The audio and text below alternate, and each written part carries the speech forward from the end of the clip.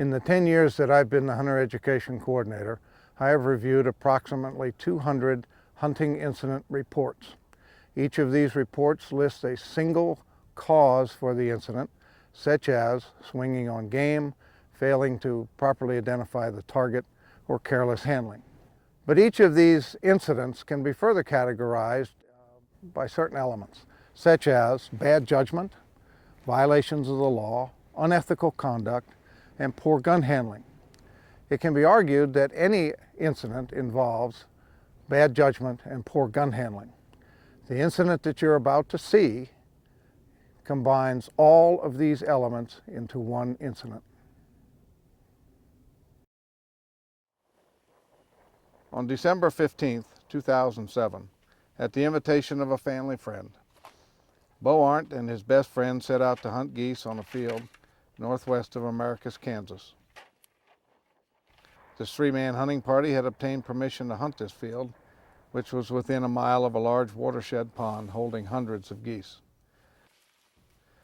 This hunt was the first of the season for Bo after completing his first semester of college. It was also an early birthday present. At the same time as the goose hunters were setting up, another party began its hunt with a fateful, conscious decision to road hunt.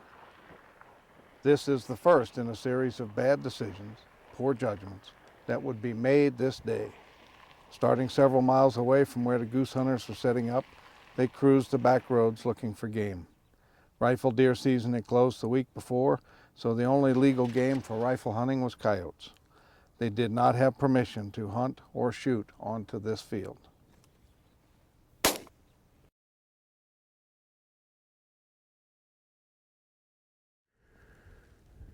My son Bo died on this spot right here 3 days before his 19th birthday, doing what he loved to do, hunting with friends out in a field like this, hunting geese.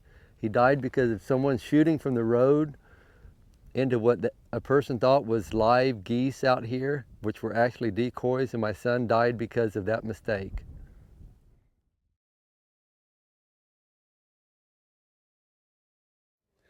The central issue in this entire tragedy is the matter of road hunting. This can be called a number of things. Typically, it'd be better called shooting from the road. There's only a very limited set of circumstances that would apply that would allow somebody to do this, and overall it is considered to be illegal and unethical. In this situation, we had an individual who fired a round that shouldn't have been fired. When you're dealing with a road hunting situation, oftentimes a person doesn't have the opportunity to really look at the surroundings to see if there's property, livestock, or other people in the area that could be harmed. If this individual had been hunting in the more traditional way and the way that we prescribe or suggest that people should hunt, this tragedy could have been avoided. A half-century ago, when I joined the tradition of the hunt, I had a mentor who used a phrase at the start of every hunt or every shooting session, and that was, "Load your brain before you load your gun." He meant to think and to become such a proficient gun handler that you always control the muzzle of your gun, that you always are certain of your target and what lies beyond it, that you keep your finger off the trigger until you're ready to fire, and that you always treat every firearm as if it is loaded. There's one more thing that I want you to load into your brain before you load your gun. I want you to remember the image of Bob Arndt as he stood in that field telling you about the death of his son. And I want you to think about the anguish of Bo's mother, brother, sister, extended family.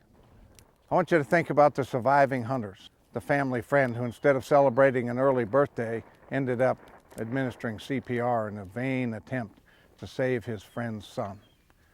I want you to think about Bo's best friend, who heard the sounds of that shot as it struck his lifelong friend.